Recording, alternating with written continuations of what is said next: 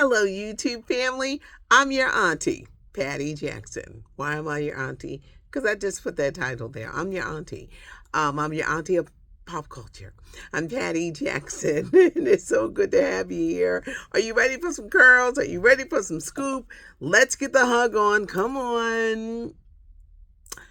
Now, you can say, Patty, I watched them damn Oscars last night. We're going to talk about the fashions, and I want your comments. I will try not to juggle my beads too much. All my predictions came true. You know why? Nothing changed. The same people kept winning the same awards. And it's like I don't see the Academy Awards doing any different. Where you will see difference is this weekend, Saturday night, y'all. NAACP Image Awards. I think they're going to shower Coleman Domingo with a lot of love. It's airing on BET and CBS and Paramount Plus Saturday night. Queen Latifah's hosting. New Edition is going to the Hall of Fame. Frankie Beverly's being honored. This is the one award show that's not going to be a very predictable one. But last night, everyone who I thought was going to win. So it's like, just concentrate on the fashions. I was very, very happy for Davine Joy Randolph. She is a Philadelphia native. I certainly cannot wait to meet her. She won last night, Best Supporting Actress. Some people like Jimmy Kimmel hosting. Some people couldn't stand it. Some jokes were like, he going there? A lot of people didn't like the drug jokes of him bringing up Robert Downey Jr.'s drug past. And he won last night for Best Supporting Actor for Oppenheimer. It was an Oppenheimer night up until the last minute that Al Pacino just blurted out that they won. This is what the Academy needs to stop doing. Much respect and love to our veterans, the older, actors who paved the way. But years ago, Warren Beatty up there, he didn't seem to be all there. And he blurted out the wrong name of the person who won the Academy Award. Last night, Al Pacino came out there. He's 83, just had a baby 8 months ago. He was a little disheveled, like somebody woke him up and said, go on that stage and present Best Picture. He gets there and he rambles a little bit, and then he says, I guess I got to pronounce. He ain't talking about no other movies. He just says, and the winner is Oppenheimer. No one knew. Was it a joke? Did you mean to say that? What is going on? No, he meant to say it, and that's how it is. He just blurted it out. They need to change that part and let some other people present Best Picture. John Cena, was he really naked? The wrestler turned actor, he wasn't. What he had on was a flesh-colored thing to cover his privates. So that's why he looked. His body almost didn't seem real, maybe because it was so muscular and toned. But John Cena was not naked. What did you think of Jimmy Kimmel if you watched the show? Some people hated it. Some people thought he was right on the money. Some people just flat out thought the show was boring. I think the moment of the night was when Emma Stone won over Lily Gladstone. She was a Native American woman who starred in Killers of the Flower Moon. That picture just made me cry. They felt that Lily Gladstone should have won. You heard the gasp in the room. But your thoughts? One big thing was this guy, Cord Jefferson. He won for Adapted Screenplay for American Fiction, which is a great movie. What I loved about American Fiction, it makes you think. One of those type movies. But let's talk fashions. Coleman Domingo did not disappoint. Every detail, from the bow tie to his jewelry to the watch. Love Coleman Domingo. I think he's going to be showered with a lot of love this weekend at the NAACP Image Awards. My fave, Zendaya. I love that burst of color, that gown that just hugged her body. It was made for her. Lupita Nyong'o, Danielle Brooks. Ava DuVernay was a vision in this blue. There was a lot of color. I'm such a black clothed person that I loved all of the color. Margot Robbie, American Ferrera. There were just some women who stood out on that red carpet and looked amazing. Cynthia Erivo with my favorite color green. Um, Ariana Grande. There was a lot of ruffles in that dress, but for some reason I loved it. I don't know how she sat down in it, but those are going to be your stars of Wicked. And in a few months, we're going to be hearing everything Wicked because they are going to star. But your thoughts on last night's Oscars? Most people watch the highlights. I don't know if the ratings were super great. I'm not going to be surprised if they wasn't. Not going to be surprised only because people now look at the clips and very rarely will they watch the whole show. Ryan Gosling with the Ken song. So there were moments in between, but I really love the fashions. Dolly Parton, one of her greatest hits was a song called Jolene. Jolene, please don't take my man. One of her biggest hits. She kind of hinted that Beyonce is going to have it on her country album. Beyonce's country album comes out end of the month.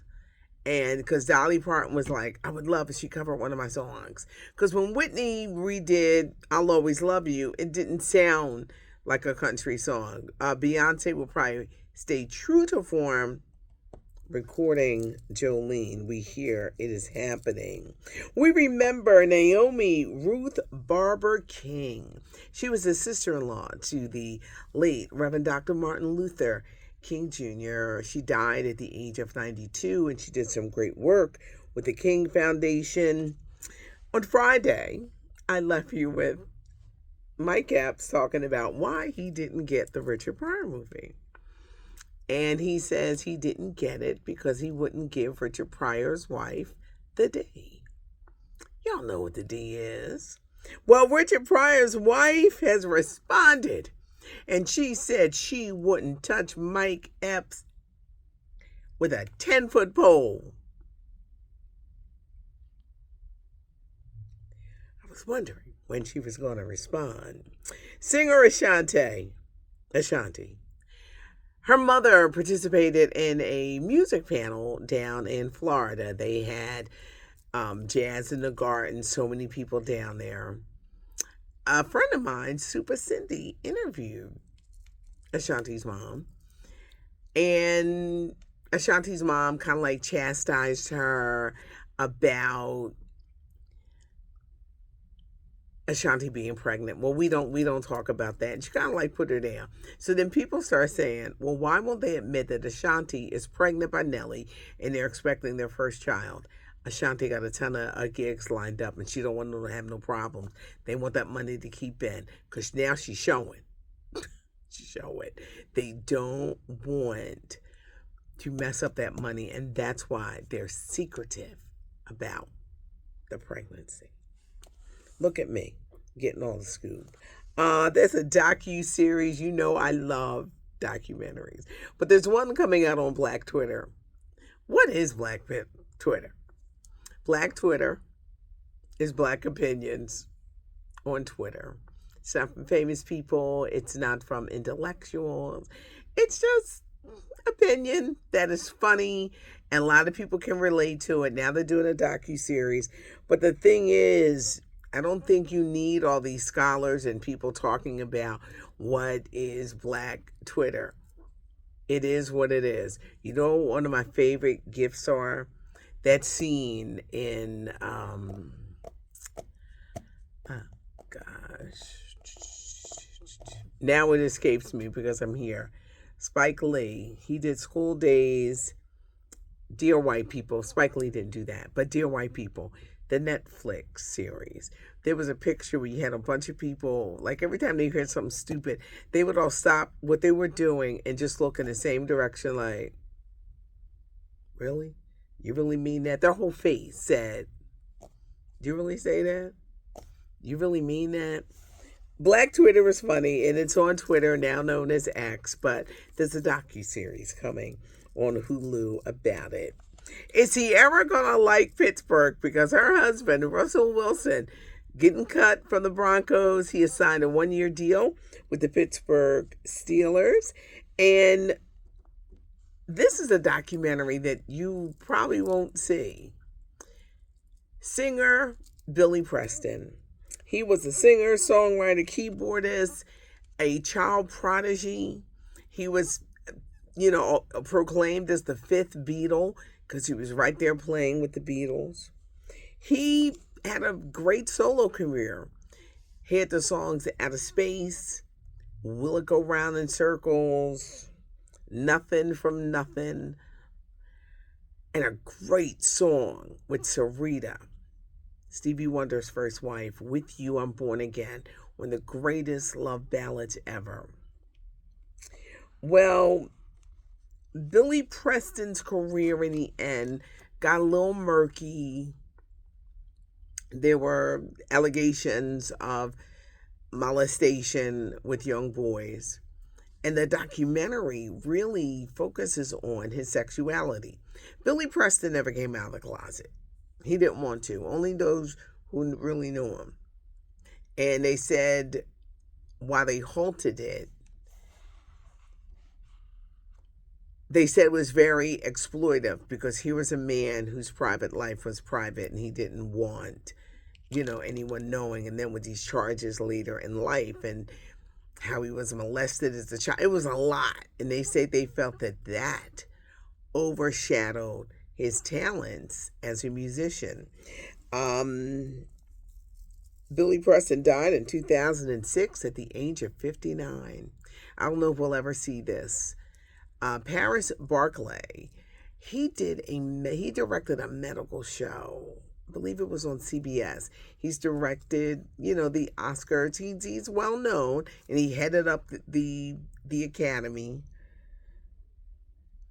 I would love to hear his side and why he took this tail, but there are many people, they're like, y'all ain't showing this documentary, because they felt it just took away from his whole musical achievements to focus on his sexuality, which he was never, ever, ever ready to talk about.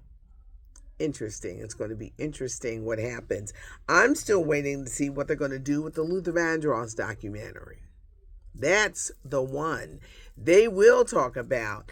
Whereas Luther never came out of the closet, but he was a very lonely man. Even though that great and brilliant voice and career and the complications, what he died from a stroke. I keep waiting to see who's going to pick up the Luther Vandross documentary, because I can't wait to see it. Also, is there going to be an Essence Fest this year? I find it very strange that there's been no talk, and it's like almost mid-March.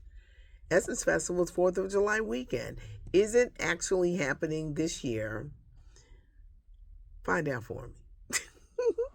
Leave in your comments. Maybe maybe you've heard, but is there going to be an Essence Festival? I just think it's odd that no one has talked about it. It's not cute not knowing, and now you know. Hit the notification button so when I release or drop a video, you'll know I'm here. This is what they told me, the little things you got to say. By the end of the week, I'll have a down pat. Subscribe to the channel, leave a comment, give us a thumbs up if you like the video. It's a Monday, daylight savings time. Oh, where I'm at on the East Coast, because I realize everybody doesn't get the daylight savings time.